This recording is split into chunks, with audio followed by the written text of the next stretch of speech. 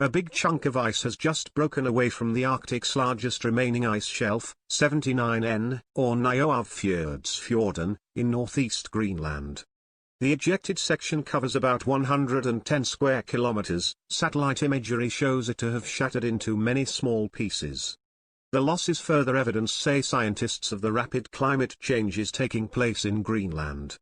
Nioghalvfjerdsfjorden is roughly 80 kilometers long by 20 kilometers wide and is the floating front end of the northeast Greenland ice stream, where it flows off the land into the ocean to become buoyant. At its leading edge, the 79N glacier splits in two, with a minor offshoot turning directly north. It's this offshoot, or tributary, called Spalte Glacier, that has now disintegrated. The ice feature was already heavily fractured in 2019, this summer's warmth has been its final undoing. Spalte Glacier has become a flotilla of icebergs.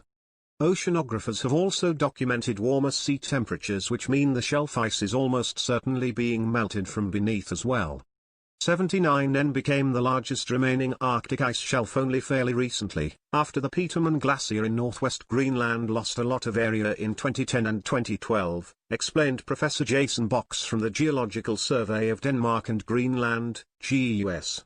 What makes 79N so important is the way it's attached to the interior ice sheet, and that means that one day, if the climate warms as we expect, this region will probably become one of the major centers of action for the deglaciation of Greenland.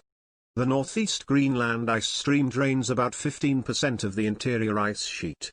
The stream funnels its ice either down N79 or the glacial member just to the south, Sakharieøystrom. Sakharia has already lost most of its floating ice shelf area.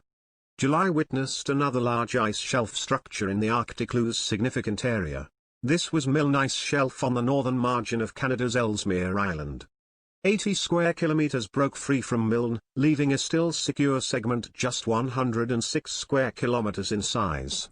Milne was the largest intact remnant from a wider shelf feature that covered 8,600 square kilometers at the start of the 20th century.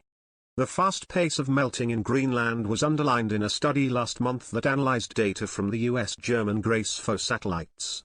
These spacecraft are able to track changes in ice mass by sensing shifts in the pull of local gravity. They essentially weigh the ice sheet.